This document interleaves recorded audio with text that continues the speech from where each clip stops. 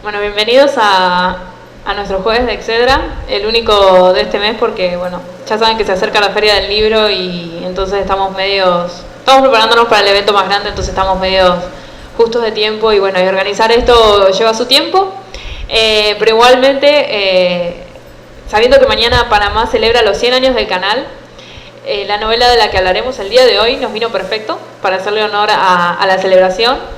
Obviamente a través de la literatura, que es a lo que a nosotros aquí en Excedra nos interesa y nos gusta.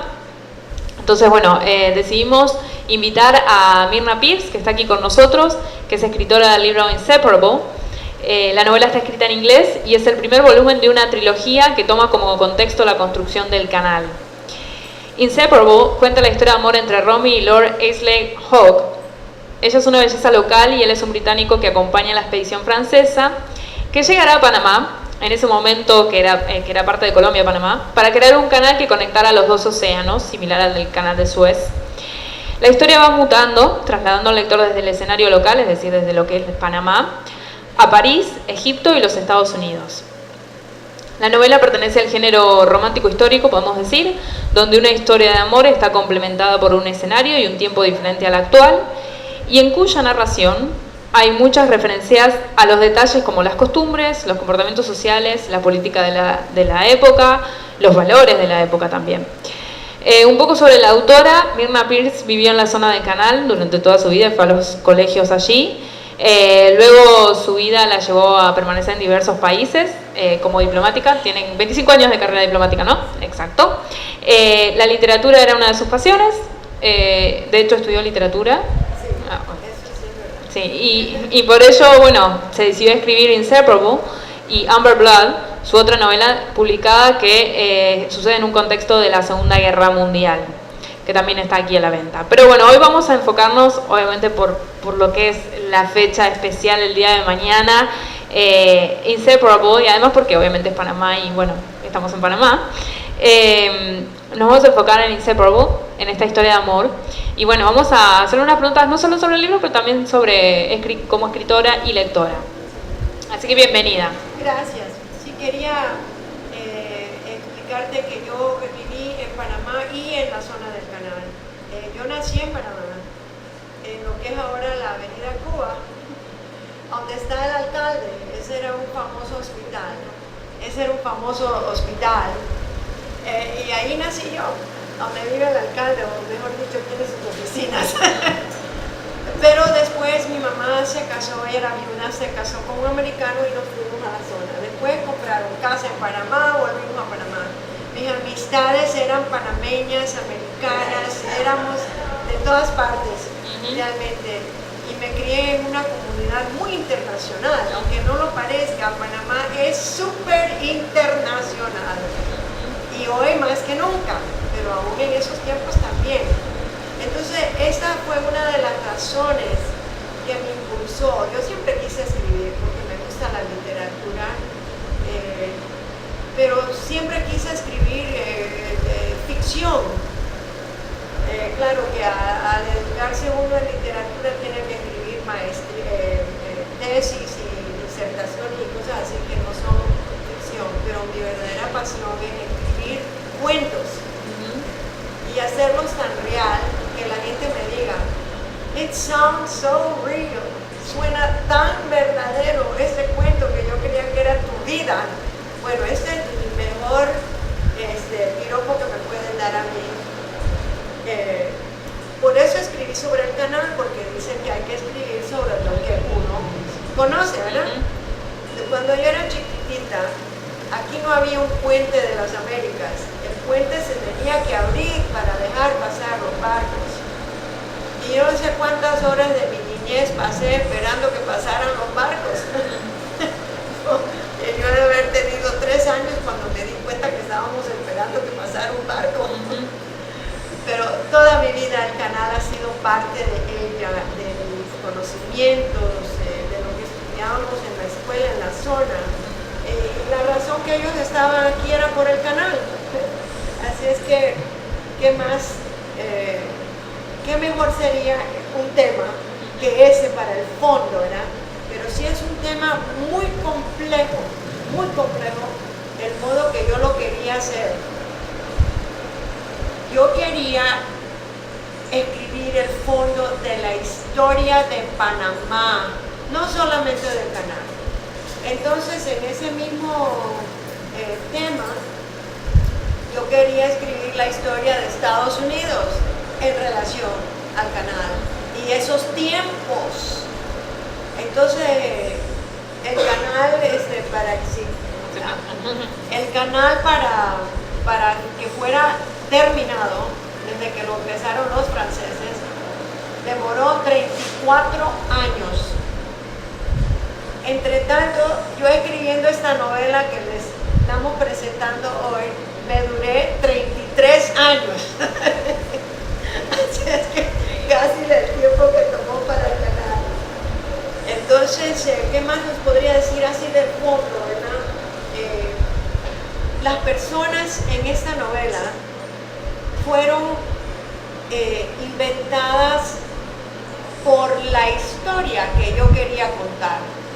Si yo quiero contar la historia de Panamá y llegar a la historia del canal, entonces tengo que empezar con la libertad que le llegó a Colombia cuando ya estaban libres de los españoles, porque esa es la verdadera historia de Panamá. Ahí empieza en mi modo de ver.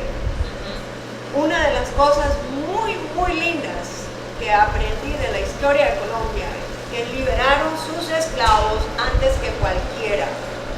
Estados Unidos en los 60, Brasil en los 80, 20 años más luego, más de 20 años más luego. Y eso a mí me impresionó tanto que quise hablar de eso. Y por eso los personajes en esta novela son muy variados y tienen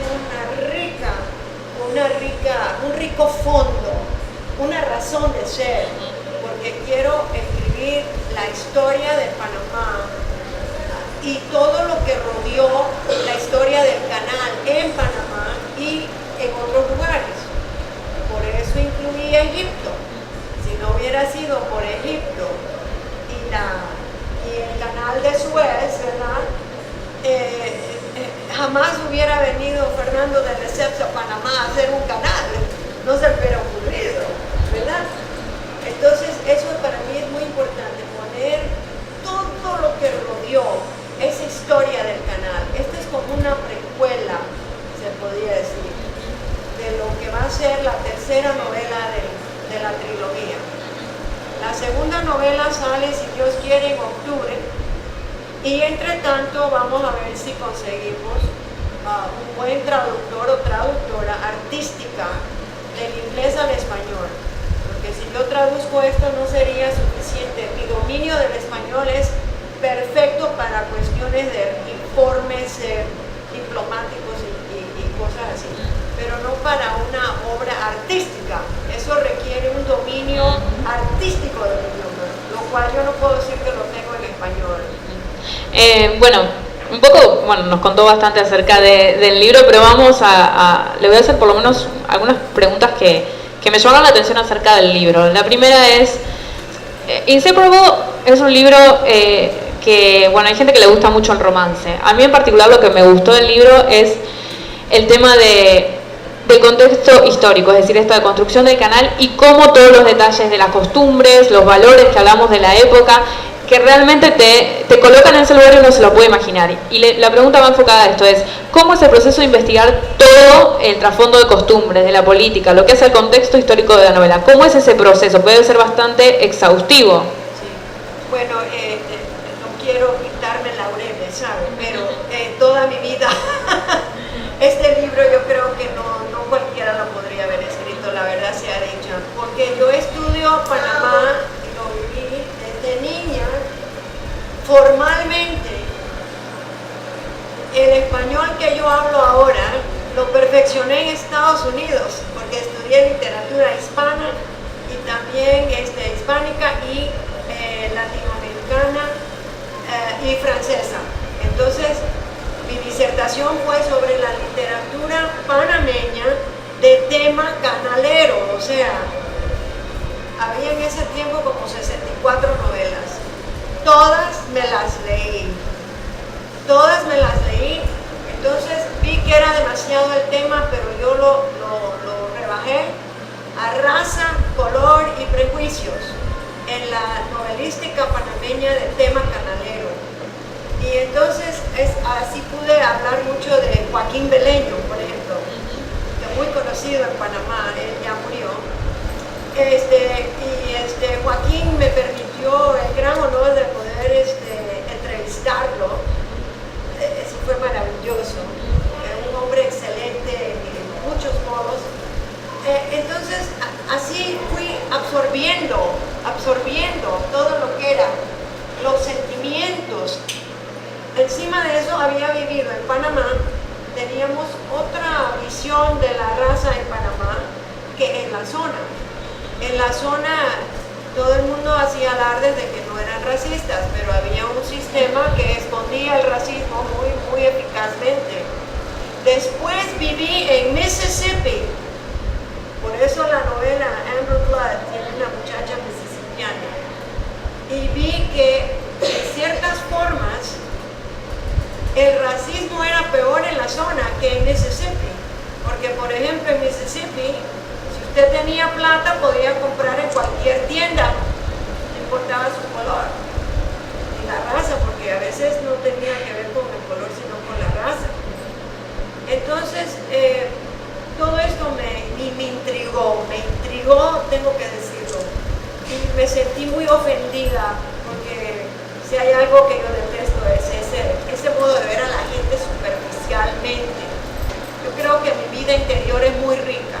Yo tengo una vida que pareciera que fuera emocionante superficialmente porque fui romántica y cosas así. Y sí, pero la vida interior que yo tengo viene de todo eso, de todo esto que les estoy contando. Entonces, cuando decidí escribir esta novela, por eso quise hacer la historia de Panamá, no solamente del canal. El canal es una zanja. Les voy a decir que al hacer la investigación sobre la tercera novela, he descubierto que en el canal no se hizo nada nuevo, hablando de ingeniería. Todo se había hecho de alguna forma en algún otro lugar ya. Lo magnífico de la ingeniería aquí es lo grande, lo precioso, lo original, que va de un océano al otro, es transcontinental. Pero lo que sí fue nuevo en Panamá, en la época del canal, fue la medicina y cómo sanear el trópico para que la gente pudiera vivir en áreas tropicales. Y eso por eso, claro, el doctor Gorgas va a ser el héroe principal de la tercera novela. Inseparable es una novela de los franceses y un fracaso que duró 23 años. Entonces yo no puedo escribir una novela de 23 años de fracaso. Por eso la decidí hacer una novela de amor, un romance. Escogí a un británico para que no fuera ni francés ni americano, fuera más neutral en ese sentido. El británico tiene una madre española, hija de un duque español, y entonces eso explica muchas cosas. Lo hice súper rico, lo que sería hoy en día multimillonario, para darme la libertad de la historia, ponerlos donde yo quisiera y poder llevarlos a donde yo quisiera, ¿verdad? Porque eso tiene que ser una vida muy exótica, muy linda y muy fácil en ese sentido. El héroe, como ya viste, Rosario, aunque es británico, tiene mucho de internacional, sí. Y eso tiene mucha sangre de varios lados. Su madre es española, entonces sí, él tiene como una visión cosmopolita del mundo, sí. Y a pesar de ser un hombre muy rico, es un hombre muy valiente que ha luchado contra el esclavismo y se lanza a la aventura, es intrépido, pues. Tiene que ser así porque la lectora se tiene que enamorar de este señor, ¿verdad?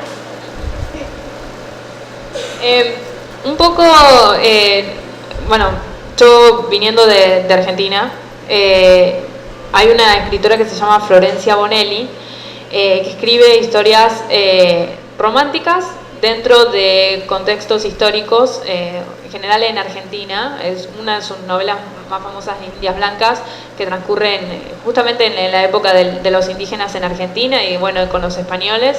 Y esto me hizo pensar, porque también después de ella hubo como una seguidilla de escritores que hicieron lo mismo. Y de algún modo, investigando en otros países también, se dio como un boom de esto, de que combinamos el romance dentro de un lugar, de un momento histórico. Y bueno, hay mucha investigación de costumbres, de contarle al lector acerca de, bueno, de cómo eran las cosas en esa época, ¿no? De un montón de cosas que se aprenden a través de los libros, de la literatura. Entonces mi pregunta es, justamente es como que ha habido un boom. Digo, ¿por qué cree que se da esto de que la gente quiere leer este tipo de novelas que hay historia y romance? Yo soy una de esas personas. Aprendí más sobre la historia de Inglaterra, de Charles II, Carlos II, toda esa gente. Al papá de él lo decapitaron, de una novela que se llamaba Amber, que de cualquier libro. Bueno, la iglesia condenó ese libro porque la mujer era totalmente amoral. Bueno, una cosa es inmoral y otra es amoral, ¿eh? Y criticaban a la iglesia y qué sé yo, porque en los tiempos de los protestantes, en ese tiempo, las guerras y todo eso, guerras civiles basadas en religión, ¿verdad? Pero aprendí muchísimo de eso, porque al identificarme con los personajes ficticios es más fácil identificarse con un personaje que nunca existió. Tú lo vas creando, porque leer también es una obra creativa se dice, ¿verdad? Es una cosa creativa. Cuando tú lees, tú estás creando unas imágenes. Entonces, si el escritor te da demasiado detalle, demasiado, como que te empacha y te aburre. Si no te da suficiente, tú no tienes de dónde agarrarte para continuar con tu propia visión de lo que es esa persona en el cuento, pues. Entonces, ahí es donde yo tengo que tener cuidado. Yo uso muchas palabras, me encantan las palabras, eso no es típico inglés. El inglés es muy sucinto y muy directo. Yo creo que eso viene de mi influencia de haber estudiado la literatura hispánica y hispanoamericana. Bueno, entonces, ¿qué más te puedo decir de eso? Yo creo que porque uno se identifica. Estuve pensando en ti el otro día, creía que estabas en Los Ángeles. Este muchachito de aquí y esta señora muchachita en amarillo, nos criamos desde niños, juntos, fuimos a la escuela. Ella se graduó conmigo de la secundaria. Mire qué amigos, aquí están. Tú también te graduaste conmigo. Sí, pero estuviste en la escuela conmigo muchos años, desde el segundo grado, creo. Sí. Desde el segundo grado estamos juntos, junto y yo. Entonces, lo de la identificación del lector, el lector tiene que tener la libertad de crear, pero al mismo tiempo tiene que aferrarse a algo para de allí partir, ¿verdad? Y yo creo que por eso las historias noveladas con fondo histórico son muy populares, especialmente entre las mujeres. Y les voy a decir por qué. La mamá que trabaja, que está todo el día con el niño y que es inteligente, no se quiere sentar nada más a ver novelas en la televisión, porque eso es como comer palomitas dulces. Ella quiere algo más intelectual, pero tampoco que le robe mucho tiempo estudiando la historia y la cosa. Pero con lo ficticio, pero la historia tiene que ser bien investigada, bien investigada. Yo les voy a decir que yo hice un error en esa novela. mencioné un hotel que todavía no existía y lo mencioné 2 veces. Lo corregí una vez y se me olvidó que lo había mencionado una segunda vez y ahí se quedó. Ese hotel, el Waldorf Astoria, no lo construyeron sino hasta 10 años después. Ahora, no lo puse en una nota porque no sabía hasta hace poco. Usted como escritora, ¿tiene algún tipo de ritual a la hora de sentarse a escribir? Porque ya sabemos que estos tipos de libros tienen, al igual que Amber Blood, o sea, tienen mucha investigación histórica. Entonces, ¿cómo es todo ese proceso? Y en el momento que dice, bueno, ok, me voy a sentar a escribir, ¿tiene algún ritual, alguna bebida en especial, no sé, algo? Bueno, sí, tenía. Vamos a decir que mi ritual ha cambiado en el curso de los años. Al transcurrir tantos años, esta novela me tomó 33 años para por fin sacarla. Amber Blood me demoró, miren, en 1993 yo había terminado la mayor parte de Amber Blood, en 1993, pero esa novela se me hizo muy importante y yo no sabía cómo terminarla. En vez de una novela de misterio y de cosas, se me hizo una novela del holocausto, del sufrimiento, de la guerra. Tuve que hacer mucha más investigación, pero no sabía cómo terminarla, la dejé. En 1996 hicieron una exposición del Amber Room, de los rusos en Nueva York. Me fui corriendo de Viena, donde yo estaba en Europa en ese tiempo, para ver esa exposición. Y ahí habían cosas que yo había inventado en mi mente, basada en unas fotos que habían sobrevivido la Segunda Guerra Mundial. Solo una foto en color sobrevivió la Segunda Guerra Mundial, pero allí en Nueva York aprendí que muchas otras fotos habían sobrevivido. Así es que empecé otra vez a hacer el estudio de este tiempo, ¿ves? Entonces, terminé en 1993, empecé otra vez en 1996, y entonces, entre tanto, se había cambiado tanto nuestras vidas por unas cosas que pasaron, que estaba escribiendo sobre la corrupción. Al hablar de corrupción, uno tiene que saber lo que está diciendo, con mucho cuidado, porque tiene que ser la verdad y uno tiene que tener pruebas. Al estudiar eso, aprendí mucho de cómo terminar la novela, ¿ves? O sea que yo no tengo un ritual para cada novela. Yo escribo y leo como 20 novelas a la vez, yo creo. Leo varios libros a la vez. Estuve leyendo un libro para una novela sobre la Segunda Guerra Mundial y después de la guerra, que tuve que dejarlo porque me enfermó. Después de la Segunda Guerra Mundial pasaron cosas tan horrorosas que yo nunca en mi vida esperaba eso. En Checoslovaquia, por ejemplo, no, ni siquiera lo quiero hablar. Pero tuve que dejar ese libro. Ahora voy a estudiar otros menos gráficos para terminar una novela que la escribí 7 veces, ¿ves? Así es que voy a hacer eso con una novela que escribí 7 veces. Esta la escribí no sé cuántas veces. Creo que tenía ahí como 1000 no sé cuántas cambios que hice editados y 17,000 horas, algo así, espantoso. Yo misma me asombré. Pero ¿quién va a tener un horario cuando tiene primero hijos chiquitos? Yo empecé a escribir cuando mi hijo menor entró a la escuela, Mark, cuando tenía 6 años. Y ese niño me dio lata porque era un poquito malcriado ese niño. Pero bueno, entonces después, ahora últimamente estoy cuidando a mi mami, que es el ojo del, ¿cómo se dice? El ojo del qué, ¿cómo dice eso? The apple of my eye, no tiene nada que ver con ojo. Nada más al final. Nosotros decimos la luz de mis ojos. La luz de mis ojos, sí. Y entonces mi esposo, que lo adoro, pero aunque él también es un poquito como Mark, pero él ha estado enfermo y se cansa mucho, no lo puedo, ahora yo no manejo en Panamá. Yo aprendí a manejar en Panamá, pero eso es imposible. Panamá es una ciudad que tiene un movimiento económico, social, intelectual, tan movido que hay tranques. Los famosos. Ahora, en el sentido de que, bueno, justamente usted está diciendo que lee mucho y cuánto le sirven eso para escribir sus novelas, ¿no?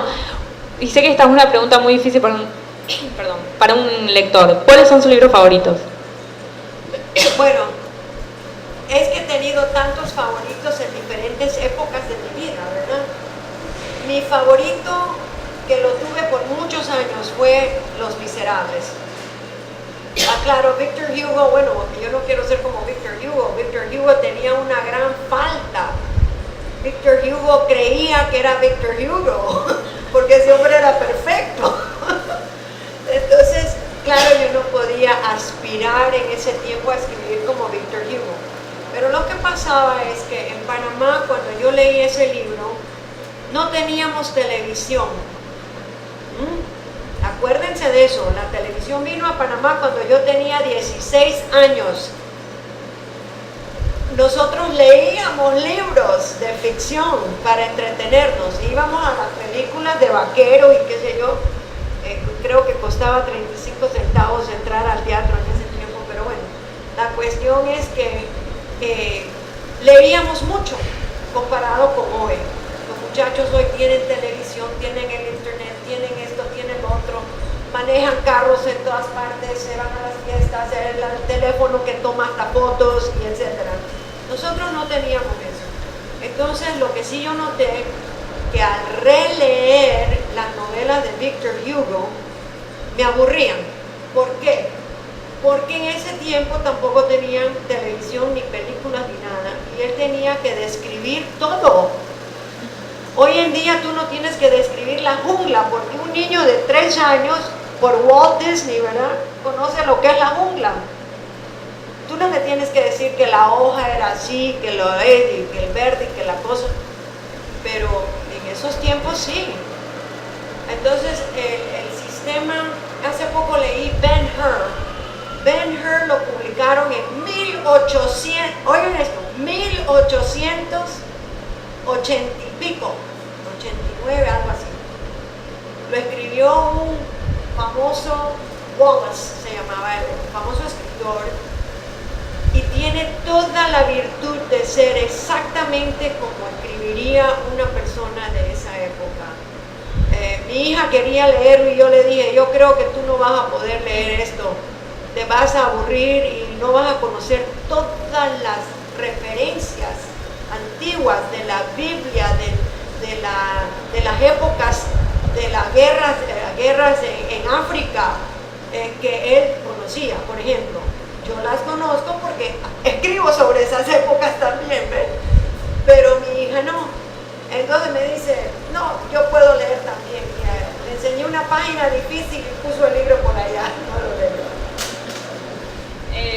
Bueno, en realidad lo que queríamos era que conociera la gente un poco acerca de este libro y nos parecía adecuado un día antes de la celebración de los 100 años del canal. Me parece que es, para quienes no lo conozcan o no lo hayan leído, sobre todo yo que por ahí no soy de acá, digamos, no por ahí, sino que no soy de acá, y que mi cercanía al canal, bueno, es desde otro modo. Conocí mucho de lo que era la cultura panameña, más allá de la historia de amor que no soy partidaria de las historias de amor, no soy una gran amante de eso, soy más de los dramas.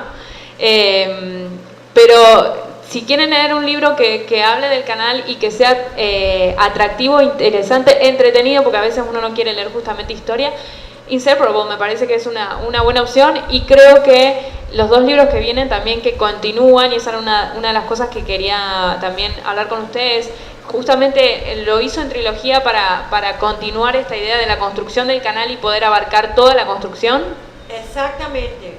Ahora, el que va a salir en octubre lo escribí primero. Ese libro incluye la Guerra de los 1000 días, incluye a Victoriano Lorenzo y todos los personajes que los panameños de cierta edad, los más jóvenes quizás no les interesen, pero a personas ya, digamos, de 35 años para arriba, si se acuerdan de cosas que tienen que ver con Victoriano Lorenzo, el indio, él era un cholo. Los cholos no era una raza pura, los cholos eran una mezcla de español con indígenas y con algunos de los escapados esclavos que le decían cimarrones, y ellos hablaban español. Entonces eran los únicos que podríamos decir nativos que hablaban español, porque los indígenas en las montañas hablaban sus propios idiomas. Esta guerra de los 1000 días era una guerra civil colombiana, pero se derramó al Istmo de Panamá y tuvo mucho que ver con que los panameños se separaran de Colombia cuando llegó el momento de decidir si se iba a hacer el canal o no. Por eso es muy importante conocer la trayectoria de la historia, para realmente conocer los momentos claves. Por ejemplo, hace poco descubrí que Bruno Varilla, después que vendió los derechos franceses a Estados Unidos, continuó ayudando. Lo único que no sé todavía es si le pidieron consejos o si los dio él nada más, porque él era muy atrevido en ese sentido, muy inteligente. Otra cosa que no sabía yo de Bruno Varilla, eso va a salir en la segunda novela, sale un poquito y va a salir bastante en la tercera. De vez en cuando voy a referirme a eso. Bruno Varilla no se hizo rico de la venta de los derechos. Él se hizo rico porque era el ingeniero, el CEO, o sea, el encargado de negocios de toda una compañía francesa que era de su hermano y otros señores. Y esa compañía era la subcontratada para hacer lo que llaman the Gaylord Cut, culebra, el corte culebra. Y ahí se hicieron ricos cuando la compañía francesa grande que los contrató a ellos, ¿verdad?, quebró. Entonces a Bruno Varilla no lo pusieron en la cárcel ni lo acusaron, porque él estaba aquí en Panamá, no estaba encargado de las finanzas y por eso se salvó también. Pero sí ganó dinero. Su hermano sí, y los otros dos señores que tenían unos nombres, Sonderegger creo que se llamaban, unos nombres un poquito nórdicos. Bueno, ellos sí fueron enjuiciados, tuvieron que comprar acciones en la nueva compañía francesa, pero ya habían hecho su plata, Entonces esas pequeñeces son las que me fascinan a mí, porque no quiero denigrar a nadie allí, decir que Bruno Varilla quería vender solo, no, él era muy orgulloso, él quería vender eso a como diera lugar para que por lo menos la compañía francesa fuera dicha que era la primera, ¿no? Tenía mucho orgullo en ese sentido. Todavía estoy estudiando a este señor, ¿ves? Bueno, más o menos eso era lo que queríamos hacer, una introducción a la novela, como decía antes, y bueno, que también la escucharan hablar a la autora y que contara, y creo que contó bastante de cómo es esto, y también dio clases de historia, todo junto. Así que le agradecemos mucho que haya venido aquí, le agradecemos a los que vinieron, a los que nos vieron y a los que nos verán en YouTube. Como siempre digo, que esto queda grabado en YouTube para registro.